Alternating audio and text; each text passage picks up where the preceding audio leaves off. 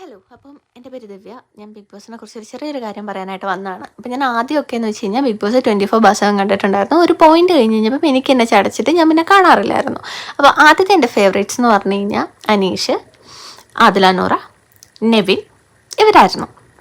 അപ്പം ഇത് കഴിഞ്ഞ് ഒരു പോയിന്റ് കഴിഞ്ഞ് കഴിഞ്ഞപ്പം എനിക്ക് അനുമോളെ എനിക്ക് ഐഡിയോളജീസ് ആയിക്കോട്ടെ കാഴ്ചപ്പാടായിക്കോട്ടെ ഒന്നും അങ്ങോട്ട് ദഹിക്കുന്നുണ്ടായിരുന്നില്ല. പക്ഷെ പിന്നീട് എനിക്ക് മനസ്സിലായി, ഇപ്പം എൻ്റെ വീട്ടിൽ എൻ്റെ ചേച്ചിയുണ്ട്, എൻ്റെ ലൈക്ക് അമ്മയുണ്ട്. അപ്പം ഇവരെന്ന് പറഞ്ഞു കഴിഞ്ഞാൽ അവർ നാട്ടിൽ തന്നെയാണുള്ളത്. അപ്പോൾ അവർക്ക് ചിന്തിക്കുന്നതിനും അല്ലെങ്കിൽ മനസ്സിലാക്കുന്നതിനൊക്കെ ഒരു പരിധിയുണ്ട്. അതിലപ്പുറം ഇപ്പം എല്ലാവരും പറയായിരിക്കും സോ കോൾഡ് കുലസ്ത്രീ എന്നൊക്കെ പറയായിരിക്കും. കാരണം അവർ ജനിച്ചു വളർന്ന ആ ഒരു ഇടുങ്ങിയ ആ ഒരു പരിധിക്കുള്ളിൽ നിന്നിട്ടാണ് അവർ വളർന്നുകൊണ്ടിരിക്കുന്നത്. അപ്പോൾ അവർക്ക് ആ ഒരു രീതിയിൽ ചിന്തിക്കാനേ പറ്റുള്ളൂ. അപ്പം ഇപ്പം അനുമോളായിക്കോട്ടെ, ലൈക്ക് എന്താ പറയുക, ഒരു സീരിയൽ ആർട്ടിസ്റ്റാണ്. അപ്പം അവൾ വർക്ക് ചെയ്യുന്നത് നാട്ടിലാണ്. ഈവൻ പുറത്തോട്ടാണെങ്കിലും ജസ്റ്റ് പോയി വരുന്നതേ ഉള്ളൂ. അല്ലാതെ കൂടുതലായിട്ടുള്ള കാര്യങ്ങളൊന്നും എക്സ്പ്ലോർ ചെയ്യാനുള്ള ഒരു അവസരം കിട്ടിയിട്ടില്ല എന്ന് എനിക്ക് തോന്നിയിട്ടുണ്ട്. അപ്പം അതുകൊണ്ടുള്ള കുറച്ചധികം പ്രശ്നങ്ങളുണ്ട്. ആ ഒരു ഐഡിയോളജീസ് മിസ്മാച്ചാണ്. സോ അതുകൊണ്ട് തന്നെ ആ ഒരു സംഭവം അക്സെപ്റ്റ് ചെയ്യാൻ ഭയങ്കര ബുദ്ധിമുട്ടായിട്ടുണ്ടായിരുന്നു. പക്ഷെ എവിടെയൊക്കെയോ ഇവൻ അനുമോളുടെ കരച്ചിലൊക്കെ ഭയങ്കര റിയൽ ആയിട്ട്, അല്ലെങ്കിൽ അത് ആർട്ടിഫിഷ്യലായിട്ട് കരയുന്നതല്ലാതെ ഭയങ്കരമായിട്ട് കൊണ്ടിട്ട് കരയുന്നത് പോലെ എനിക്ക് തോന്നിയിട്ടുണ്ട്. അപ്പം ഗ്രാജുവലി ഞാൻ ഈ ഒരു സമയത്ത് ഞാൻ അനുമോൾക്കാണ് വോട്ട് ചെയ്തത്. അതിന് പ്രത്യേക കാരണമുണ്ട്. കാരണം എന്താ, ഞാനൊരു PR-ൻ്റെയും ഭാഗമല്ല. കോൺസ്റ്റൻ്റ് ആയിട്ട് നമ്മൾ കേട്ടുകൊണ്ടിരിക്കുന്ന ഒരു കാര്യമാണ് PR എന്നുള്ളത്. അവിടെയുള്ള അല്ലെങ്കിൽ ഒട്ടുമിക്ക എല്ലാവർക്കും PR ഉണ്ടെന്ന് തന്നെയാണ് എനിക്കും തോന്നുന്നത്. ഇപ്പം ആദില നൂറയ്ക്കില്ല, വോട്ടെവർ. എനിക്ക് ആദില നൂറേനെ ഒരു പോയിന്റ് കഴിഞ്ഞ് കഴിഞ്ഞപ്പം ഭയങ്കര ഡ്രമാറ്റിക് ആയിട്ട് തോന്നി. ഇപ്പം അനുവിനെ ഡ്രാമാക്കിംഗ് ആണ്, കള്ളിയാണ്, പെരുങ്കള്ളിയാണ്, മറ്റാണ് മറിച്ചാണെന്നൊക്കെ പറയുന്ന സമയത്ത് ഇവരൊരു പ്രശ്നം കഴിഞ്ഞ് ഇവർ രണ്ടുപേരും കൂടെ ഒന്നിച്ചു പോയിരിക്കും, ആദിലയും നൂറയും. അപ്പം ഇവർക്ക് വല്ലാത്ത പ്രിവിലേജാണ് ബിഗ് ബോസ് ഹൗസിലുണ്ടായിരുന്നത്. ഇവൻ ആദ്യം ഫസ്റ്റ് ടു എൻഡ് നമ്മൾ ബിഗ് ബോസ് ഹൗസിൽ പോകുന്നത് ഒരു ഇൻഡിവിജ്വൽ ആയിട്ടാണ്. അപ്പം അവിടെ നമുക്ക് കംഫർട്ട് സോൺ ആയിട്ട് ആരും ഇല്ല. അവിടെ കാണുന്ന വ്യക്തികളൊക്കെ നമുക്ക് അപരിചിതരാണ്. പക്ഷേ ആദില നൂറയെ സംബന്ധിച്ചിടത്തോളം ഓക്കെ, അവർ രണ്ടുപേരും ഫാമിലിയിൽ നിന്ന് ഇറങ്ങി വന്ന് അവർ ഒന്നിച്ച് ജീവിക്കുന്ന ആൾക്കാരാണ്. ഈ രണ്ടുപേരും ഫസ്റ്റ് ടു എൻഡ് അവിടെ തന്നെ ഉണ്ടായിരുന്നു.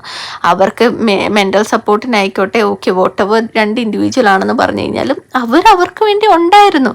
അപ്പം അത് മറ്റു കണ്ടസ്റ്റൻസിനെ വെച്ചിട്ട് ഭയങ്കര അൺഫെയർ ആയിട്ട് എനിക്ക് തോന്നിയിട്ടുണ്ട്. കാരണം വേറെ ആർക്കും ആ ഒരു പ്രിവിലേജ് ഇല്ല.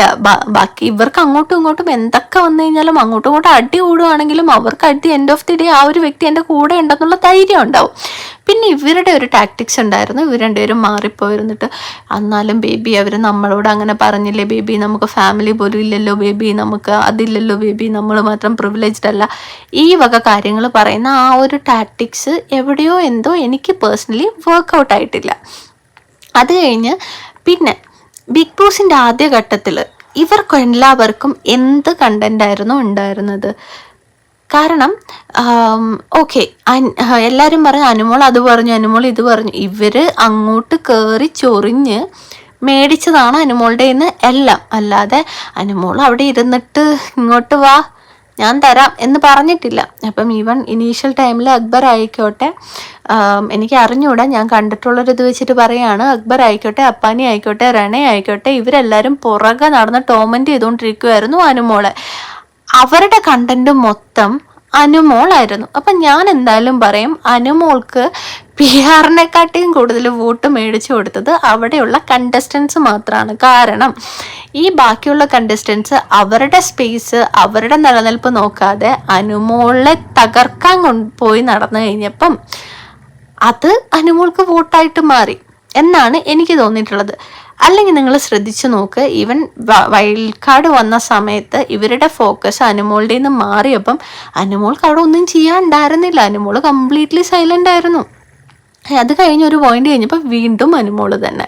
അപ്പം ഇപ്പം ശൈത്യ കട്ടപ്പ ആണെന്ന് പറഞ്ഞു. അതിന് എന്തൊക്കെ റീസൺസ് ഉണ്ട്? ഇപ്പം ശൈത്യ ആണെങ്കിലും വന്ന് പറയുന്നത് കേട്ടു, അതൊക്കെ ഇവർ കട്ട് ചെയ്തിട്ടതാണെന്ന്. അത് ശൈത്യ ചെയ്ത കാര്യമാണ്. കാരണം രണ്ട് ഫ്രണ്ട്സ് ബെഡിൽ കിടന്ന് ശൈത്യ എന്തൊക്കെ പറഞ്ഞിട്ടുണ്ടെന്നും ഇപ്പം അനുമോളെ സോ കോൾഡ് കുലസ്ത്രീ എന്ന് വിളിക്കുന്ന സെയിം തസ്തികയിലാണ് ഈവൻ ശൈത്യ ഉള്ളത്.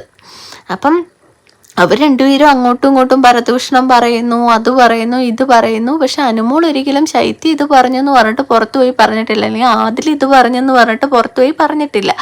ആ ഒരു ക്വാളിറ്റി മെയിൻറ്റെയിൻ ചെയ്തിട്ടുണ്ട്. പക്ഷെ ഇവരെല്ലാവരും അനുമോളുടെ കൂടെ നിന്നിട്ട് കാല് വാരിയിട്ടേ ഉള്ളൂ. അപ്പം അതൊക്കെ കണ്ടു കഴിഞ്ഞപ്പം ലൈക്ക് ഓട്ടോമാറ്റിക്കായിട്ട് നമുക്കൊരു മനുഷ്യനോട് തോന്നുന്നൊരു ഇതുണ്ടല്ലോ എന്ന് വെച്ച് കഴിഞ്ഞാൽ, ഓക്കെ, ഒരു ക്വാളിറ്റി ഉള്ളൊരു വ്യക്തിയായിട്ട് എനിക്ക് തോന്നിയിട്ടുണ്ട്. ഓക്കെ, വായിന്ന് പല കാര്യങ്ങളും വരുന്നുണ്ട്, അല്ലെങ്കിൽ അങ്ങനെയുള്ള കാര്യങ്ങളൊക്കെ ഭയങ്കര വിയേർഡായിട്ട് തോന്നിയിട്ടുണ്ട് അനുമോളുടെ ഭാഗത്തു നിന്നാണെങ്കിലും. പക്ഷേ ഒരാളെ നമുക്ക് വിശ്വസിച്ച് കൂടെ നിർത്താന്ന് പറയുന്ന ഒരു കാറ്റഗറിയിലോട്ട് അനു കയറിയത് ഈ കാരണങ്ങളൊക്കെ കൊണ്ടാണ്. അപ്പം അക്ബറിനെ എനിക്ക് ഭയങ്കര ഇഷ്ടമാണ്. ലൈക്ക് അപ്പാനി പോയതിന് ശേഷമുള്ള അക്ബർ എന്ന് പറഞ്ഞു കഴിഞ്ഞാൽ പൊളിയായിരുന്നു. ഈവൻ അപ്പാനി ആയിക്കോട്ടെ, വിഷമല്ല, ഈ പറയുന്ന പോലെ ഒന്നും ഇല്ല.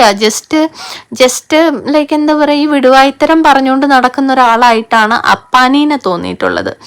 നെവിൻ ഓക്കെ, നെവിൻ നല്ലൊരു ഗെയിമറാണ്, നല്ലൊരു എൻ്റർടൈനറാണ്. അനീഷേട്ടനായിക്കോട്ടെ നല്ലൊരു മനുഷ്യൻ, നല്ലൊരു ഗെയിമറുമാണ്. ഗെയിമിന് അപ്പുറം ഭയങ്കര സന്തോഷമുണ്ട് ആളുടെ ഡിപ്രഷൻ സ്റ്റേജിൽ നിന്നും അല്ലെങ്കിൽ ആ ഒരു സിറ്റുവേഷനിൽ നിന്നൊക്കെ കടന്നു വന്ന് ഇപ്പം നിൽക്കുന്ന ഒരു സ്റ്റാൻഡിൽ നിൽക്കുന്നത് കാരണം കൊണ്ട് അക്ബറിനോടും നല്ലൊരു റെസ്പെക്റ്റ് ഉണ്ട്. ഷാനവാസിക്കയുടെ അടുത്താണെങ്കിൽ പോലും ഓക്കെ, ആളും ഭയങ്കര ജെന്യൂൻ ആയിട്ടുള്ളൊരു മനുഷ്യനായിട്ട് തോന്നിയിട്ടുണ്ട്. പക്ഷേ എന്തോ ഒരു കാരണം കൊണ്ട് എനിക്ക് നൂറേനെ ഭയങ്കര ഇഷ്ടമായിരുന്നു. പക്ഷെ എനിക്കിപ്പം നൂറേനെയും അക്സെപ്റ്റബിൾ അല്ല. എന്ന് വെച്ച് കഴിഞ്ഞാൽ നമുക്ക് വിശ്വസിച്ച് കൂടെ നിർത്താൻ പറ്റില്ല എന്നുള്ളൊരു തോന്നൽ ഏതൊക്കെയോ ഭാഗത്ത് ഈ പറയുന്ന പോലെ കണ്ടിട്ട് തോന്നുന്നുണ്ടായിരുന്നു. അപ്പം ഞാൻ പറയാൻ വന്നൊരു കാര്യം ഇതൊന്നുമല്ല. ലൈക്ക് എന്താ പറയുക, ഇനി അനുമോൾക്ക് കപ്പ് കിട്ടണം എന്നും അല്ല. അനുമോൾക്ക് കിട്ടുവാണെങ്കിൽ കിട്ടട്ടെ, അനീഷിന് കിട്ടുവാണെങ്കിൽ കിട്ടട്ടെ, അക്ബറിന് കിട്ടുവാണെങ്കിൽ കിട്ടട്ടെ, നെവിന് കിട്ടുവാണെങ്കിൽ കിട്ടട്ടെ, ഷാനവാസിക്ക് കിട്ടുവാണെങ്കിൽ കിട്ടട്ടെ. ഇത് ഭയങ്കര സന്തോഷമുള്ളൊരു കാര്യം. പക്ഷേ ലൈക്ക് എന്താ പറയുക, അനുമോൾക്ക് ഇപ്പം വോട്ട് ചെയ്യുന്ന എല്ലാവരും പി ആർ കാരണമല്ല വോട്ട് ചെയ്യുന്നത്, അല്ലെങ്കിൽ പി ആർ ചെയ്യുന്ന വീഡിയോ ക്ലിപ്സ് കണ്ടിട്ട് മാത്രമല്ല വോട്ട് ചെയ്യുന്നത്. ബിൻസിയുടെ അടുത്തൊക്കെ പറയാനുള്ള ഒരു കാര്യം, നിങ്ങൾ ആദ്യം ആരാണ് ഈ ഒരു ടോപ്പിക്ക് കൊണ്ടുവന്നതെന്നുള്ളത് ശരിക്ക് കാണുക. കാരണം എല്ലാവരും അടക്കം പറഞ്ഞു, അത് ഞങ്ങളെല്ലാവരും കേട്ടു. അനുമോൾ അത് ഉറക്കെ പറഞ്ഞു, അത് നിങ്ങൾ കേട്ടു. ഒരാളാണ് ഞാൻ. അപ്പം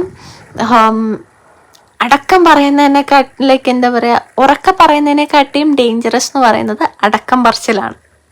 നമുക്ക് എന്തെങ്കിലും പറയാനുള്ളത് ഓപ്പണായിട്ട് പറയാന്നുള്ളത് ഒരു മനുഷ്യനെ സംബന്ധിച്ചിടത്തോളം അത്രയും ലൈക്ക് എന്താ പറയുക, ആൾക്ക് അടക്കം പറയാൻ പറ്റില്ല. പിന്നെ അടക്കം പറഞ്ഞ കുറേ കാര്യങ്ങളൊക്കെ ഉണ്ട് അനുമോളുടെ ഭാഗത്തു നിന്നാണെങ്കിൽ പോലും, വോട്ട് എവർ. പക്ഷെ